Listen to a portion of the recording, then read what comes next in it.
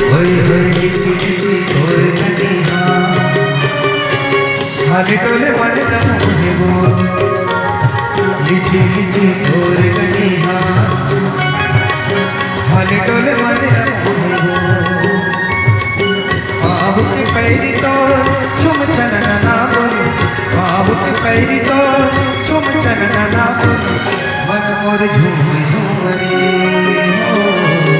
मन मोर झूम झूम रे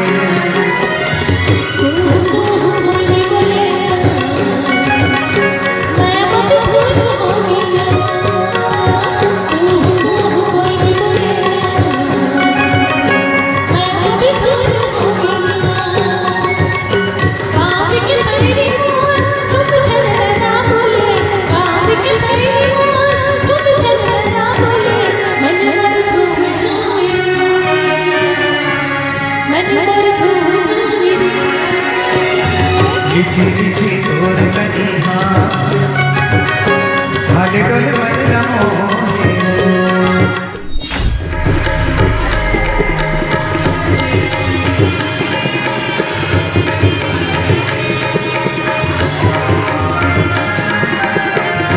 अरे बाबू बने काम करो बेटा ये डाल बने तुम मतलब बने लगा बने एकदम मस्त दिखना चाहिए ठीक है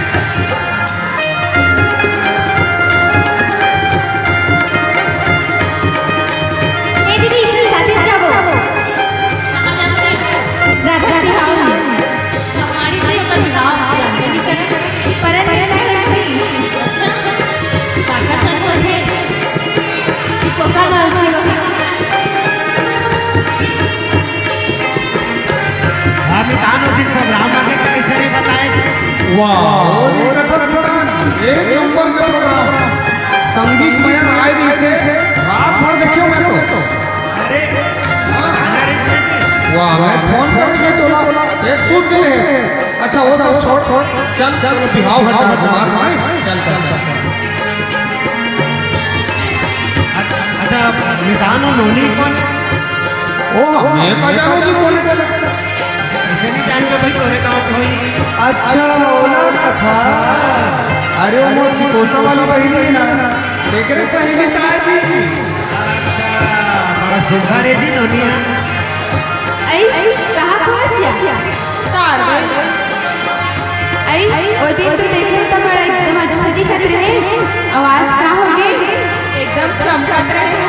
कुछ तो बात है बताना नहीं बताना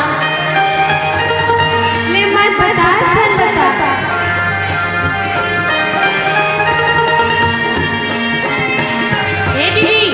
बाबू बुला दीजिए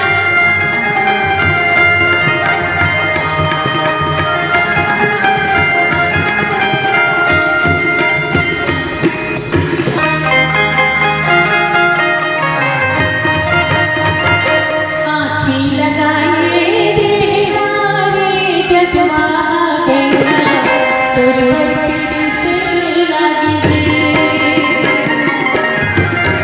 तुर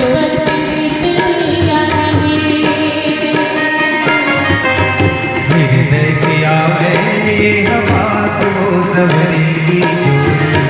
तोर पर पीड़ित राखी वो तोर पर पीड़ित